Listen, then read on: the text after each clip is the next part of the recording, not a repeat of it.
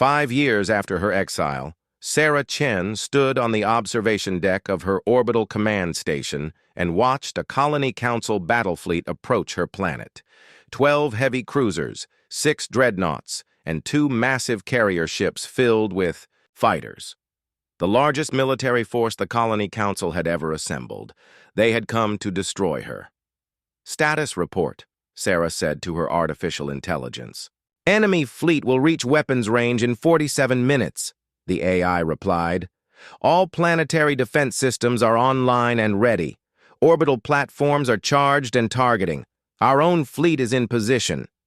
Sarah smiled. Her own fleet now included 50 ships of various sizes, all built in the orbital shipyards she had constructed over the past 2 years. Most of her ships were crewed by volunteers who had fled the Colony Council's oppression to join her growing nation. But this battle would not be won by ships alone. "Open a communication channel to the Colony Council fleet," Sarah ordered. The face of Admiral Harrison appeared on her main screen. She remembered him from her days as a colony engineer. He had always been arrogant and stupid, but now he looked scared as well. "Sarah Chen," Harrison said, "by order of the Colony Council, you are commanded to surrender immediately. You and your followers will be given fair trials before execution." "Admiral Harrison," Sarah replied calmly, "how nice to see you again. I have a counter-offer.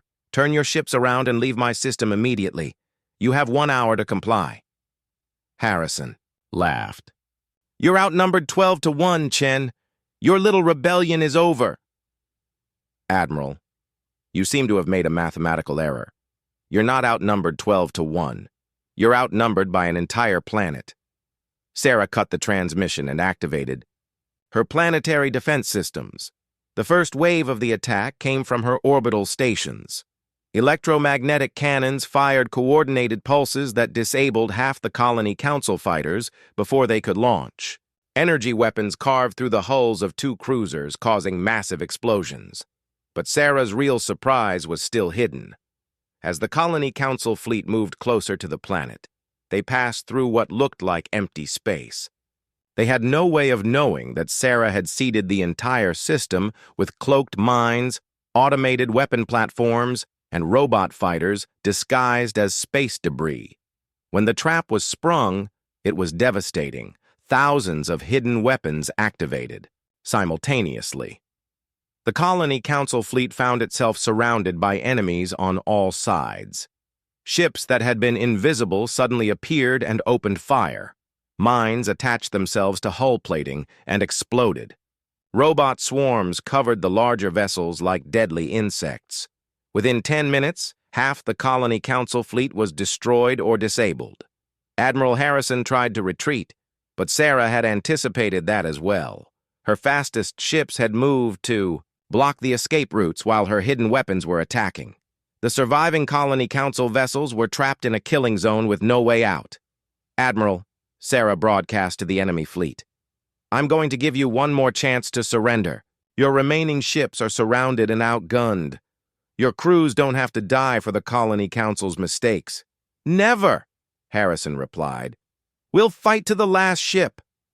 "I was hoping you would say that," Sarah said.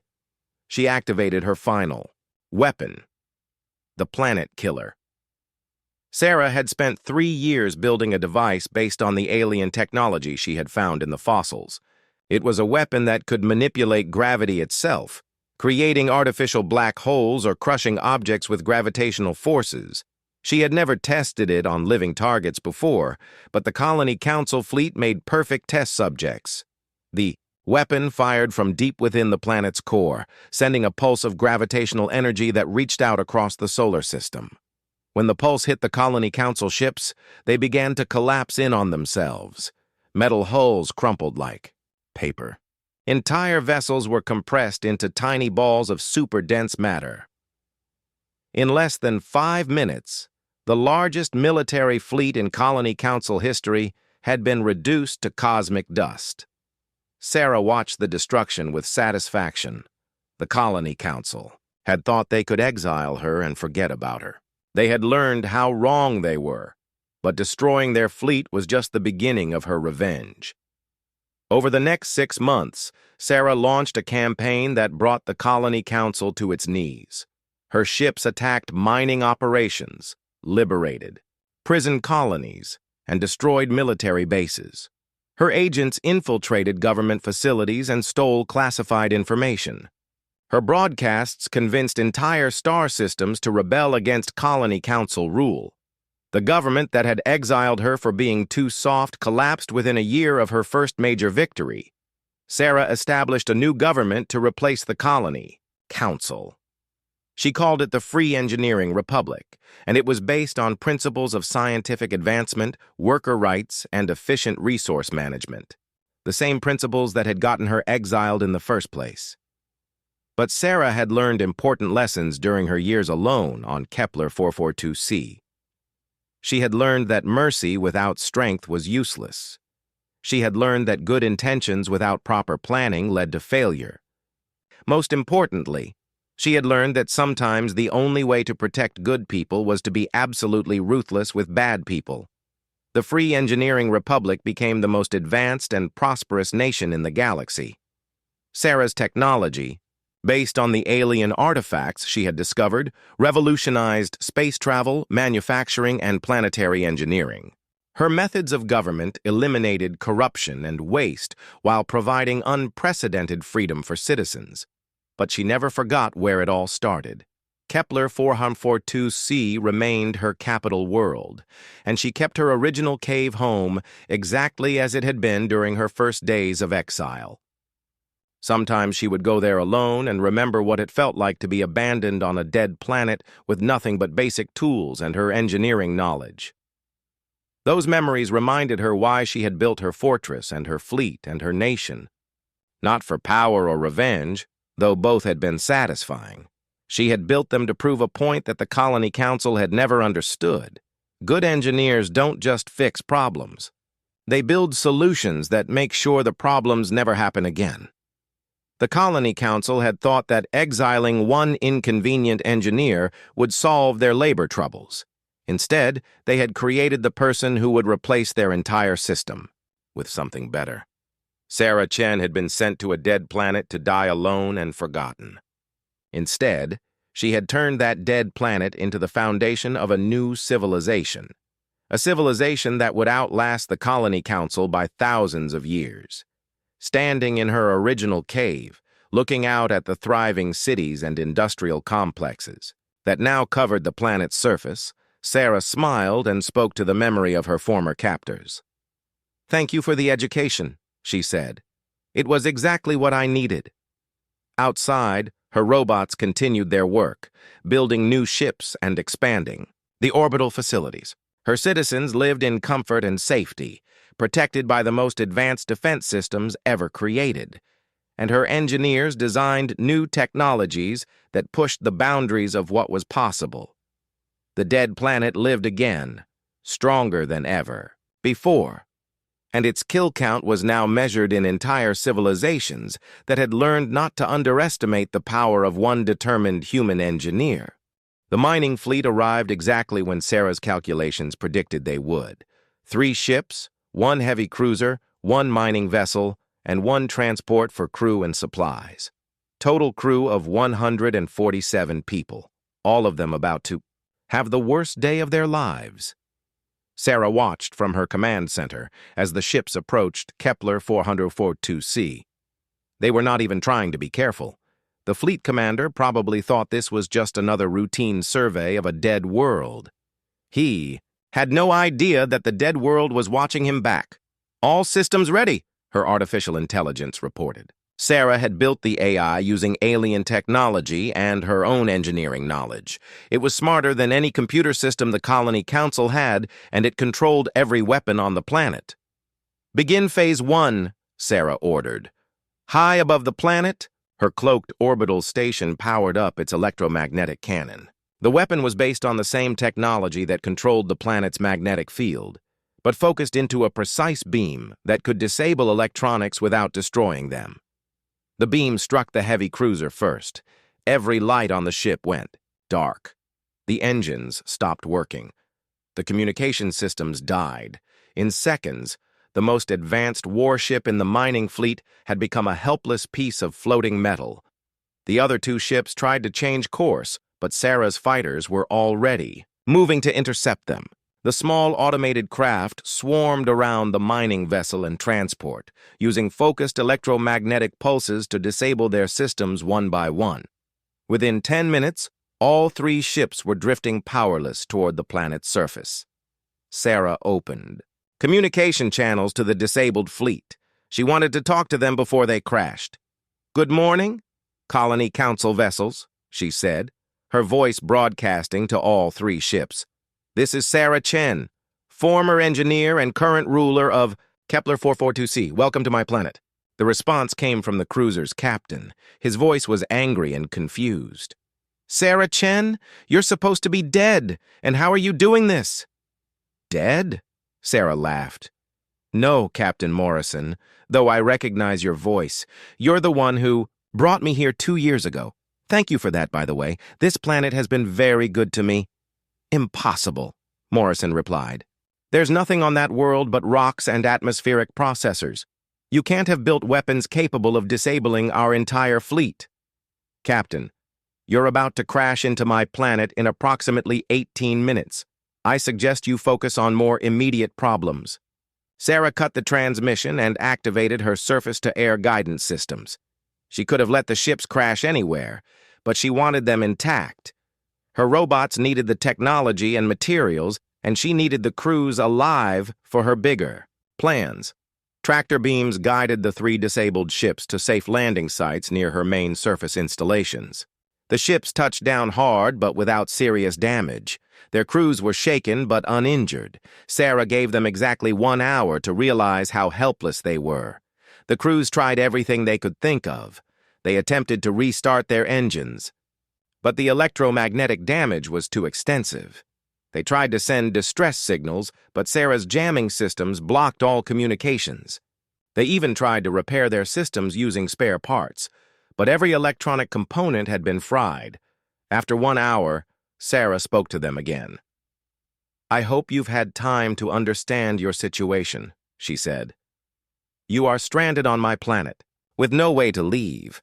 Your ships are damaged beyond your ability to repair. Your distress signals cannot penetrate my jamming systems, and you are completely surrounded by my defenses." To prove her point, Sarah activated some of the weapon systems hidden around the landing sites. Missile launchers rose from concealed positions. Energy weapons emerged from underground bunkers. Robot sentries appeared on nearby hills, all armed and aimed at the landed ships. "However," Sarah continued, "I am not unreasonable. You have something I want, your knowledge and your labor, and I have something you want, your lives. I propose a trade." Captain Morrison's voice came back over the radio. "What kind of trade?" "Simple. You work for me, and I let you live. You help me expand my operations, and I provide you with food, shelter, and safety. Refuse, and I demonstrate why this planet has a 0% survival rate for unwelcome visitors." "We're Colony Council." "Citizens," Morrison replied. "We have rights." "You had rights," Sarah corrected him. "You lost them when you trespassed on my world without permission. This is my planet now, Captain. I make the rules here." Sarah decided to give them a demonstration of her power. She activated her atmospheric control systems and began changing the air composition around the landed ships. Within minutes, the oxygen levels dropped to barely breathable levels. "I control the air you breathe," she explained as the crews began to panic. "I control the water you drink. I control the food you eat. I control whether you live or die. The only choice you have is whether you want to be useful or not." She restored normal oxygen levels and waited for their decision. It took 3 hours of debate among the crews, but eventually they agreed to her terms. They really had no other choice. Sarah opened the doors to her surface installations and welcomed her new workers. She provided them with comfortable quarters, good food, and meaningful work. She was not cruel to people who cooperated with her plans, but she made sure they understood the consequences of rebellion. The mining vessel's chief, Engineer tried to sabotage one of Sarah's power systems during his first week on the planet. Sarah's security robots caught him immediately. She had him brought to her command center and explained the situation to him. "Mr. Peterson, you seem to have misunderstood our agreement," she said. "You are not a prisoner here. You are a citizen of my new nation. But citizens who commit acts of sabotage against their own nation are called traitors." She showed him video displays of her weapon systems and manufacturing facilities. Peterson's eyes grew wide as he realized the scope of what Sarah had built. "I could have you executed for treason," Sarah continued, "but I prefer rehabilitation to punishment. You will spend the next month working with my educational robots. They will help you understand why cooperation is better than resistance." Peterson came out of his rehabilitation period as one of Sarah's most enthusiastic supporters. He even helped design improvements to her manufacturing systems. The other crew members learned from Peterson's example. Within 6 months, all 147 of her new citizens were working productively on various projects. Some helped maintain the atmospheric processors. Others worked in the underground manufacturing facilities. A few even helped design new weapon systems. Sarah had more than tripled her workforce, and her expansion plans could now move much faster. But the real prize was the technology from the 3 ships. Sarah's robots stripped the vessels down to their basic components and analyzed every system. The Colony Council's technology was primitive compared to the alien artifacts she had found, but it still had useful applications. The ship's hyperspace communication systems were particularly interesting.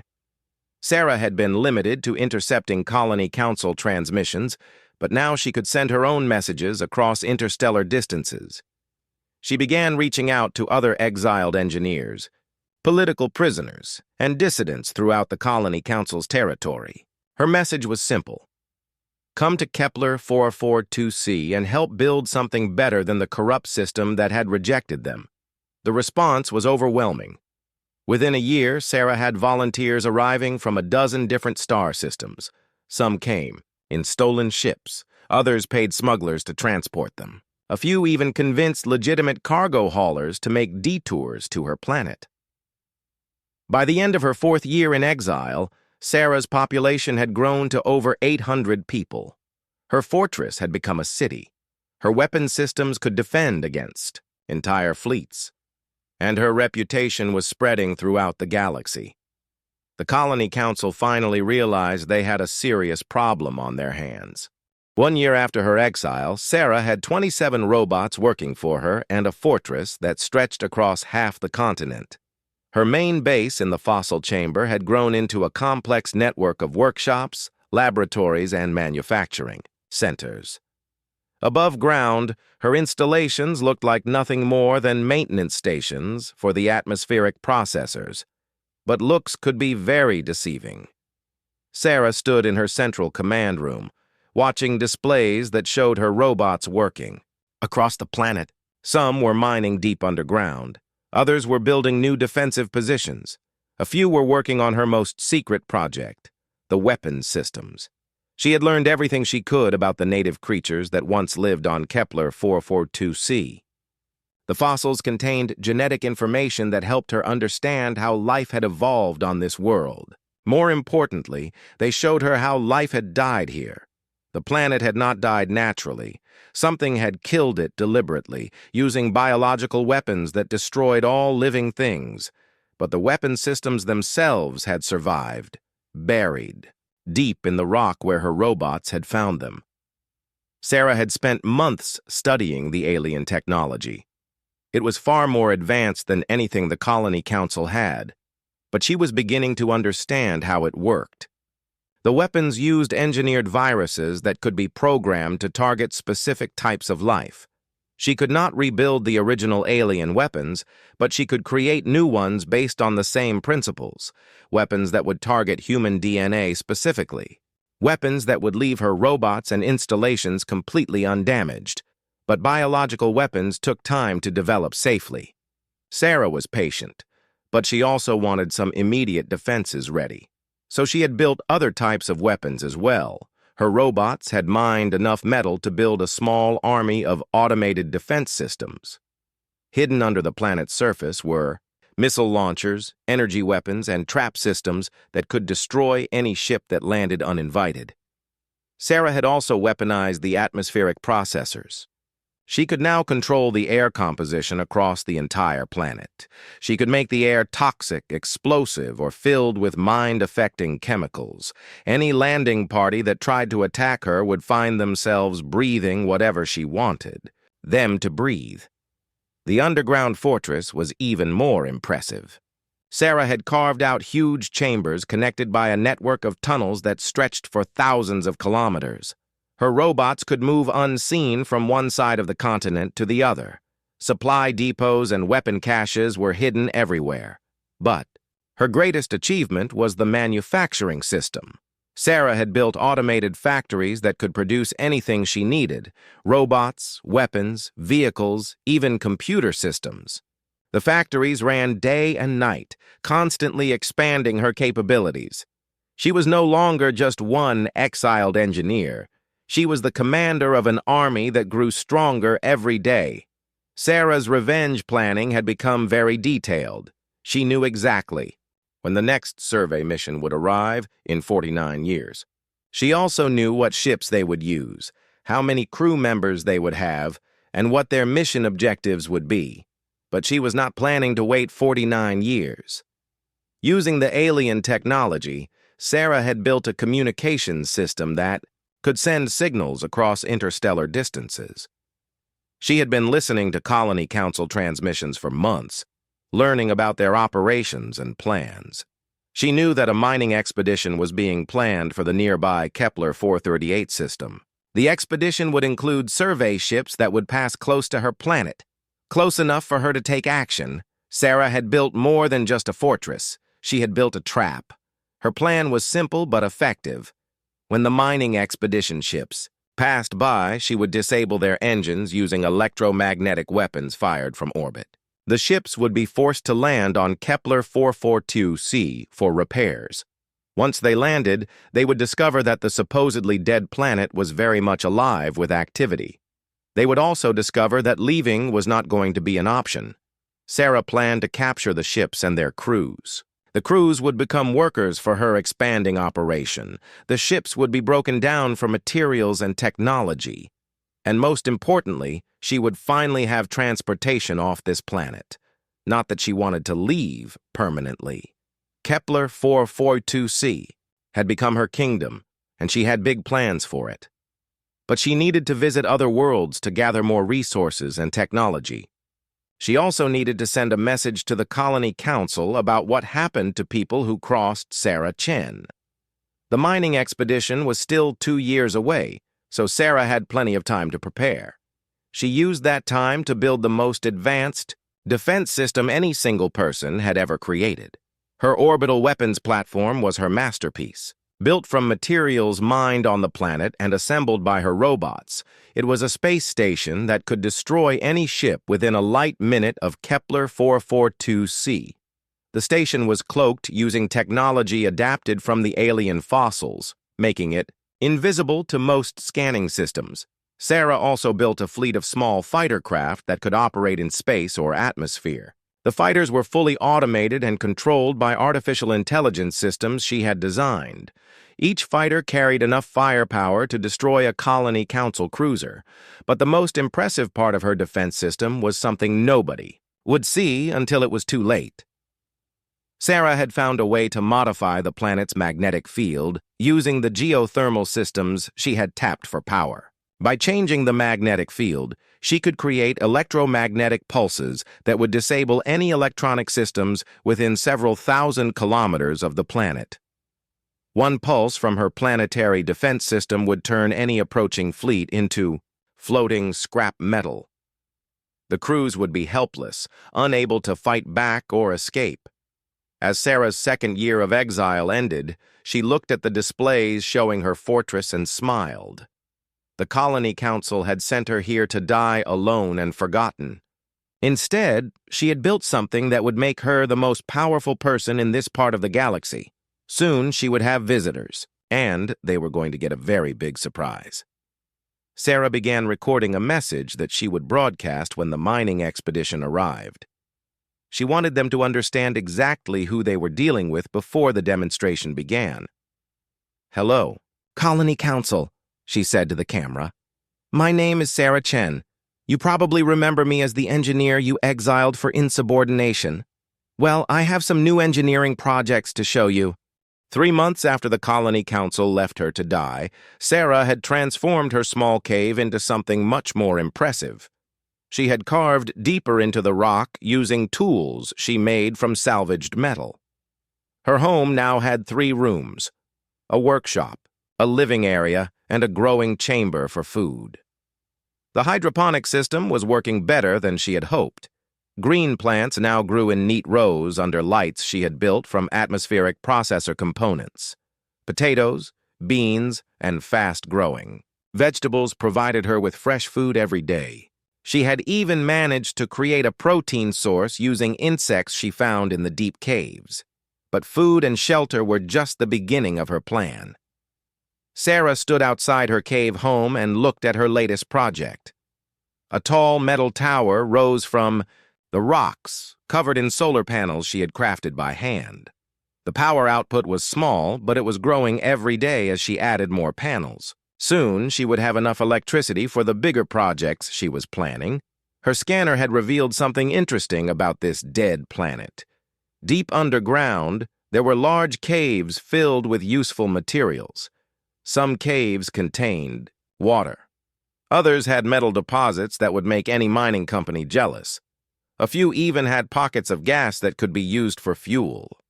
Sarah was no longer just surviving on Kepler 442c. She was preparing to conquer it. She had started mapping the underground cave systems during her 2nd month.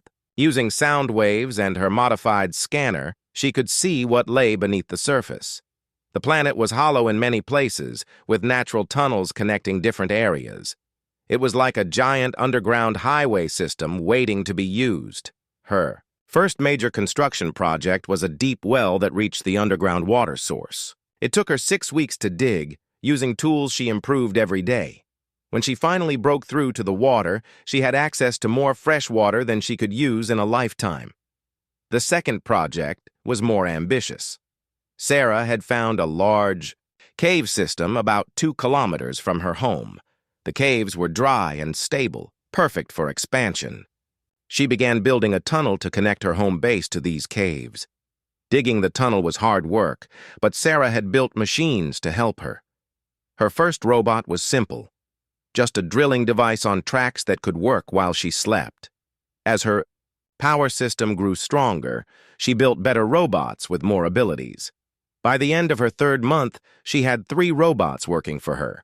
They could dig, carry materials, and even do simple construction tasks. Sarah was becoming less of a survivor and more of a commander.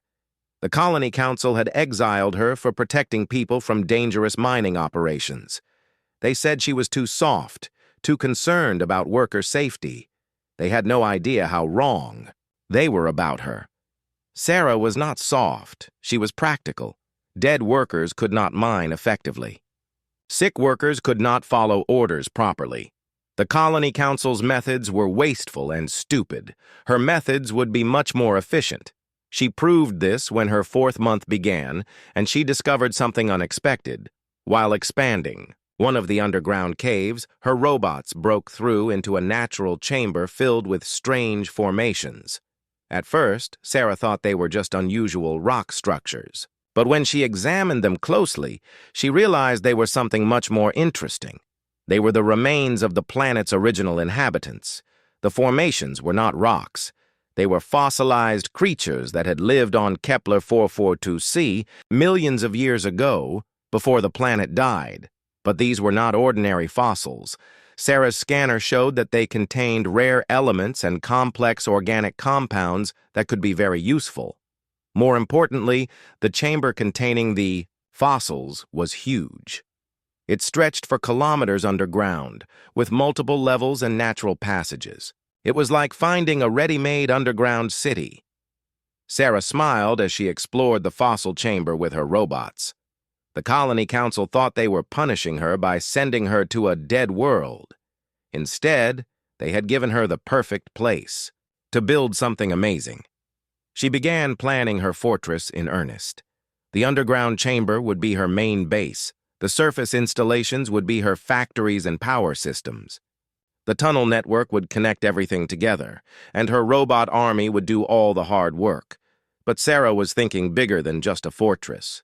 She was thinking about the day when other ships would come to this planet. Survey missions, mining expeditions, maybe even Colony Council enforcement teams looking for her. When they arrived, they would not find a desperate exile begging for rescue. They would find something that would make them very, very sorry they had ever crossed. Sarah Chen. She had been an engineer for the colonies for 15 years. She knew how their ships worked, how their weapons functioned, and how their security systems operated. She also knew their weaknesses. By her 5th month on Kepler 4042c, Sarah had moved her main base into the underground fossil chamber. She had robots mining useful materials from the dead creatures and processing them into construction components. Her power system now included geothermal taps that drew energy from deep underground. She had also begun her first defensive installations. The atmospheric processors that kept the planet breathable were obvious targets for anyone who wanted to hurt her. So Sarah built backup systems and hid them in different locations. She also modified the original processors to do more than just create breathable air. Now they could create other types of gas as well. Toxic gas, explosive gas, gas that would make people very sleepy or very sick. Sarah tested her new atmospheric control system by releasing a small amount of sleep gas into one of her test chambers.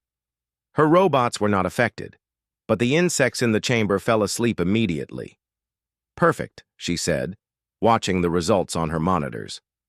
"Now let's see what else I can build." The transport ship shook as it dropped through the thin atmosphere of Kepler 442c. Sarah Chen pressed her face against the small window and watched the dead world grow larger below them. Red dust covered everything as far as she could see. No green plants, no blue water, no signs of life anywhere. "This is your new home," Captain Morrison said behind her. His voice was cold and angry. "You should have thought about the consequences before you betrayed the Colony Council." Sarah did not turn around. She kept looking at the wasteland below. "I saved those people from your mining operation. The radiation would have killed them all." "You cost us millions of credits," Morrison replied, "and now you will spend the rest of your life thinking about it." The ship landed with a hard bump. Dust clouds rose up around them. Sarah could hear the engines powering down. Soon she would be alone on this dead rock with nothing but basic supplies and her engineering knowledge. 2 guards walked her to the cargo bay. They handed her a small pack with food for 1 week, water for 3 days, and basic tools. That was all the mercy the Colony Council would show her. "The atmospheric processors should keep you breathing for maybe 6 months, one guard said. After that, he shrugged. Sarah took the pack without saying anything. She had been an engineer for 15 years. She knew how atmospheric processors worked. She also knew how to fix them, improve them, and build new ones. The Colony Council had made a big mistake. The cargo bay doors opened. Hot, dry air rushed in. Sarah walked down the ramp onto the surface of Kepler 442c. Behind her, the ship's engines started up again. Within minutes, it was gone, leaving her alone under the pale red sky. She looked around at her new prison.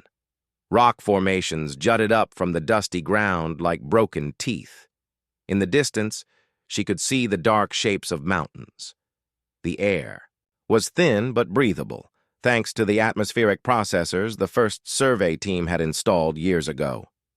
Sarah opened her pack and checked her supplies.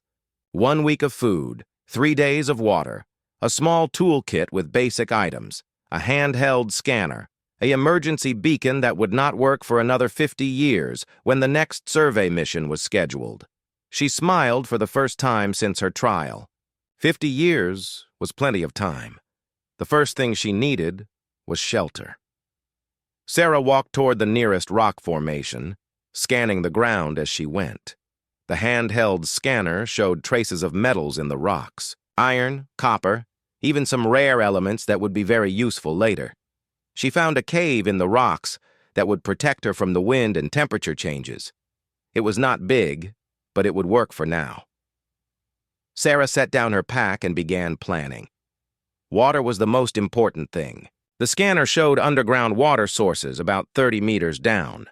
She would need to dig, but that was possible with the right tools, and she could make better tools from the metal in the rocks. Food would be harder.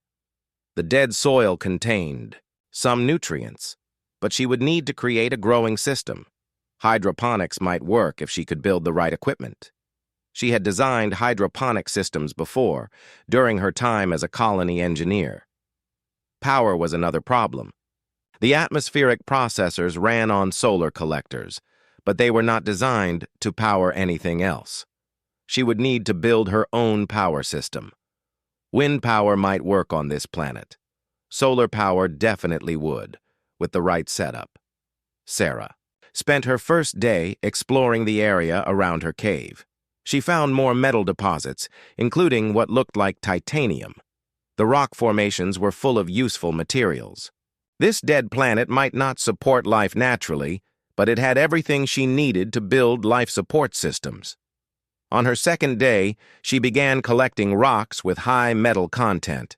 Her basic tools were not very good, but she could improve them. By the end of the day, she had gathered enough material to start her first project: a better water collector. The atmospheric processors pulled moisture from the thin air, but most of it was wasted. Sarah designed a collection system that would capture that moisture and store it. It took her 3 days to build with her limited tools, but it worked. Now she had water for more than just 3 days. On her 6th day, she started working on food production. She found organic compounds in the soil that could support plant growth with the right treatment. Using parts from her emergency beacon and some metal from the rocks, she built a small hydroponic container. The emergency beacon would never call for rescue now, but she did not care. She was not planning to be rescued. She was planning something much better. By the end of her first week, Sarah had water, a plan for food, and ideas for much bigger projects. She ate her last packaged meal that night and looked up at the stars through her cave entrance. "Thank you for the education," she said to the empty sky, thinking about the Colony Council. "Now let me show you what a real engineer can do." The next morning, she began building her fortress.